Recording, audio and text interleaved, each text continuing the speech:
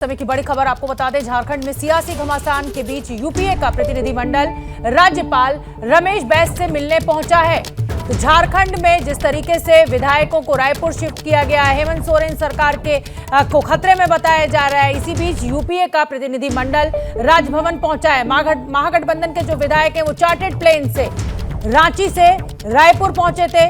हेमंत सोरेन को आप देख सकते हैं। प्रशांत का मैं रुख करना चाहूंगी। प्रशांत, इस मुलाकात के क्या मायने निकाले जाएं? ये जो यूपीए का प्रतिनिधिमंडल राज्यपाल रमेश बैस से मिलने पहुंचा है।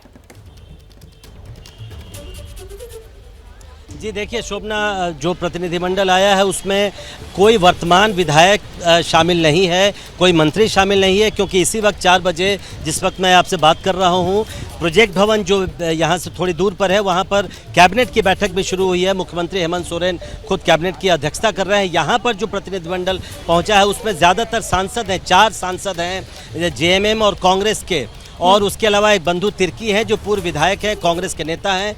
तो ये सारे नेता पहुंचे हैं और हमारी जानकारी ये है, कोशिश ये है यूपीए की तरफ से, पहले भी इस तरह की मुलाकात के लिए समय मांगा गया था गवर्नर से, और जाहिर तौर पर यूपीए चाहती है कि कम से कम गवर्नर से मिलकर एक राय पूछी जाए, उनकी ये पूछा जाए कि आखिर कब तक जो राजनीतिक असमंजस की स्थिति है, राजनीतिक अस्थिरता की बल्कि स्थिति है झारखंड में, वो कब तक खत्म होगी। जो चुनाव आयोग की तरफ से जो सिफारिशें आई है उस पर राज्यपाल कब तक फैसला ले सकते हैं। हालांकि ये ऐसे सवाल हैं जिसका जवाब शायद ही राज्यपाल सीधे तौर पर इन सांसदों को दे पाए या दें, लेकिन फिर भी चूंकि इन लोगों ने मिलने का समय मांगा था, लिहाजा राज्यपाल ने इन लोगों को समय दिया है। लेकिन दूसरी तरफ जो कैबिनेट की बैठक चल रही है, यहाँ पर शोभना कई दिनों से ऐसी अटकलें हैं क्योंकि ये मामला लंबा खींचता जा रहा है।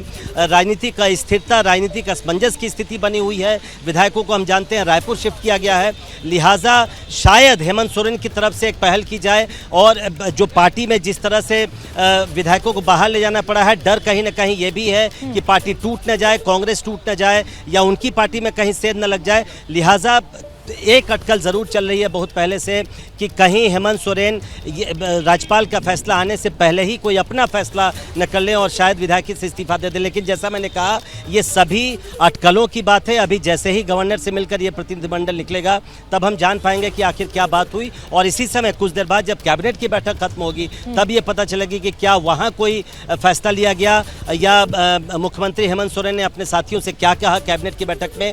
एक और खबर ये भी आ रही है कि शायद झारखंड विधानसभा का 1 या 2 दिनों का सत्र बुलाया जाए, लेकिन उसका फैसला अभी होना बाकी है। तो निश्चित तौर पर एक बार फिर से झारखंड में राजनीतिक जो साइकिल है वो फिर से चलना शुरू हुआ है और यहाँ पर हलचल तेज है। बिल्कुल शोभना, बहुत बहुत धन्यवाद प्रशांत आपका इस पूरी जानकारी के लिए। तो जो सियासी साइकिल है वो चलना शुरू हो गई है। यूपीए का प्रतिनिधिमंडल राज्यपाल से मुलाकात करने के लिए पहुंचा है और कहीं ना कहीं जो घमासान मचा हुआ है उसको थामने की, उसको रोकने की, उस टूट को बचाने की कोशिश लगातार यूपीए प्रतिनिधिमंडल के द्वारा की जा रही है।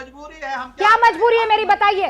मैं अभी आपको बताती हूँ कि मैंने ओए होए होए होए नमकीन के चटकारे लेते हुए टकटकी मार के डिबेट शो को पॉज रिपीट कर करके देख रहे हैं जोगिंदर जी। इनकी तरह आप भी देखें अपनी फेवरेट डिबेट्स को रिपीट कर, और डाउनलोड कीजिए एबीपी लाइव ऐप अपने स्मार्ट टीवी पर।